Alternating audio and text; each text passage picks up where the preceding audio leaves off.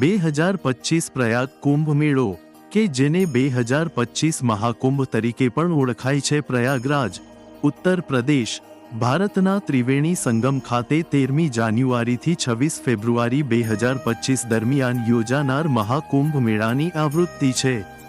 કુંભ મેળાની આ ભવ્ય પુનરાવૃત્તિ એ 144 વર્ષમાં એક વખતની ઘટના છે જે 44 દિવસ સુધી ચાલશે. આ મેળામાં કુલ 50 કરોડ મુલાકાતીઓ આવવાનો આશરે છે. મહાકુંભ મેળાની ઇતિહાસની વાત કરીએ તો મહાકુંભનો ઇતિહાસ ખૂબ જૂનો છે. કેટલાક ગ્રંથો અનુસાર એવું માનવામાં આવે છે કે પ્રથમ કુંભ મેળો સતયુગમાં યોજાયો હતો, જેની શરૂઆત શંકરાચાર્ય દ્વારા કરવામાં આવી હતી. કેટલાક લોકો માને છે કે કુંભ મેળો સમુદ્ર મંથન પછી શરૂ થયો હતો. આ અંગે વિગતવાર માહિતી ઉપલબ્ધ નથી. વિદ્વાનોના મતે કુંભની પરંપરા હજારો વર્ષ જૂની છે. પ્રાચીન શિલાલેખોમાં પણ મહાકુંભનો ઐતિહાસિક ઉલ્લેખ જોવા મળે છે. 600 BC માં બૌદ્ધ લખાણોમાં નદીના મેળાઓની હાજરીના પુરાવા છે. સમુદ્ર મંથન સમયે જ્યારે દેવતાઓ અને દાનવો અમૃતના કુંભ માટે લડી રહ્યા હતા, ત્યારે ભગવાન ઇન્દ્રનો પુત્ર જયંત અમૃતનો કુંભ લઈને ભાગી ગયો.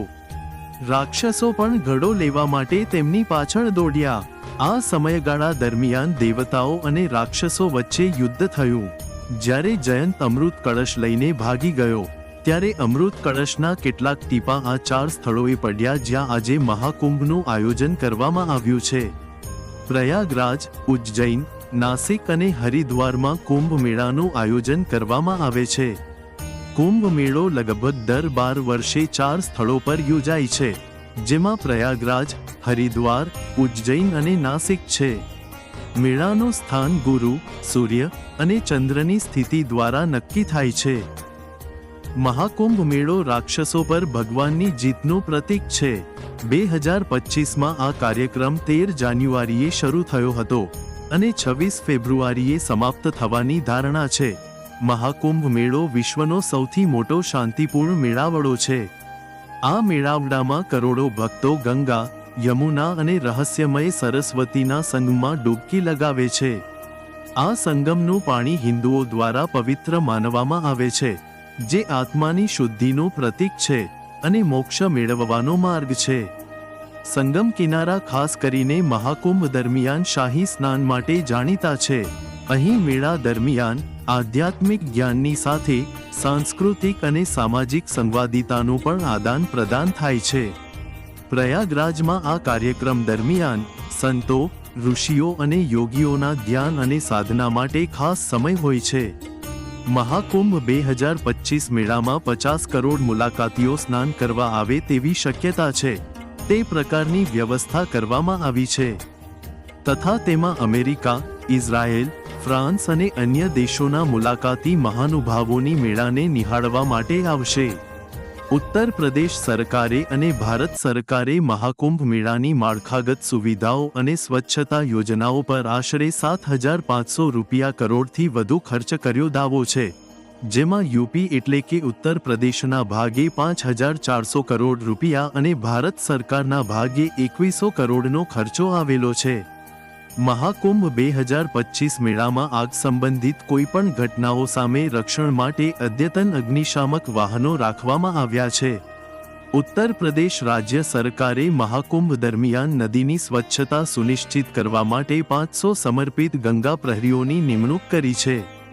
પ્રવાસીઓ અને યાત્રાળુઓને મદદ કરવા માટે આર્ટિફિશિયલ ઇન્ટેલિજન્સ ટૂલ્સ અને ચેટબોટ્સનો ઉપયોગ કરવામાં આવી રહ્યો છે.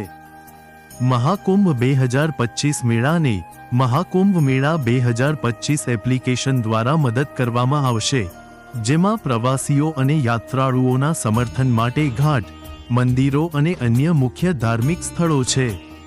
ભારતીય રેલવેએ 2025ના મહાકુંભ દરમિયાન યાત્રાળુઓના અપેક્ષિત પ્રવાહને સમાવવા માટે પ્રયાગરાજ એક્સપ્રેસ અને લખનઉ મેલ જેવી મુખ્ય ટ્રેનોમાં કોચની સંખ્યામાં વધારો કરવાની જાહેરાત કરી છે. મહાકુંભ 2025 મેળામાં દરેક 10 શૌચાલય માટે એક સફાઈ કર્મચારી અને 10 સફાઈ કર્મચારીઓની એક બેચ પર દેખરેખ રાખનાર એક સુપરવાઇઝર સાથે સફાઈના ધોરણો સ્થાપિત કરવામાં આવ્યા છે. પ્રયાગરાજ કુંભ મેળા ઓથોરિટીએ સ્વચ્છ મહાકુંભ સુનિશ્ચિત કરવા માટે લગભગ 10,000 સફાઈ કામદારોને કામે લગાવ્યા છે. સ્વચ્છ કુંભ પહેલ હેઠળ ઓથોરિટીએ મહાકુંભ વિસ્તારમાં આશરે 1.5 લાખ શૌચાલય અને મૂત્રાલયની સ્થાપના કરી છે. મેલા વિસ્તારની અંદર પાકા ઘાટ, ફૂટપાથ, રસ્તાઓ અને જાહેર સ્થળોની સફાઈ માટે કોમ્પેક્ટ મેન્યુઅલ સ્વીપિંગ મશીન પણ તૈનાત કરવામાં આવ્યું છે. 1.5 લાખ શૌચાલયો અને મૂત્રાલયની સ્થાપના ઉપરાંત શૌચાલયોમાં સ્વચ્છતાના સ્તરને ટ્રેક કરવા માટે QR કોડ આધારિત મોનિટરિંગ સિસ્ટમ શરૂ કરવામાં આવી રહી છે. મુલાકાતીઓની સુખાકારી સુનિશ્ચિત કરવા માટે વ્યાપક તબીબી સુવિધાઓ સ્થાપિત કરવામાં આવી છે. 400 ડોક્ટરો અને 700મી વધુ પેરામેડિકલ સ્ટાફને તૈનાત મહિલાઓ અને બાળકો માટે વિશેષ સંભાળ સાથે 24 કલાકની તબીબી સેવાઓ, 100 બેડની અસ્થાયી કેન્દ્રીય હોસ્પિટલની પણ સુવિધા ઉપલબ્ધ છે. આ મેળામાં ભાગદોડ થઈ હતી, એમાં 30 લોકોના મૃત્યુ અને અનેક લોકો ઘાયલ થયાના સમાચાર છે.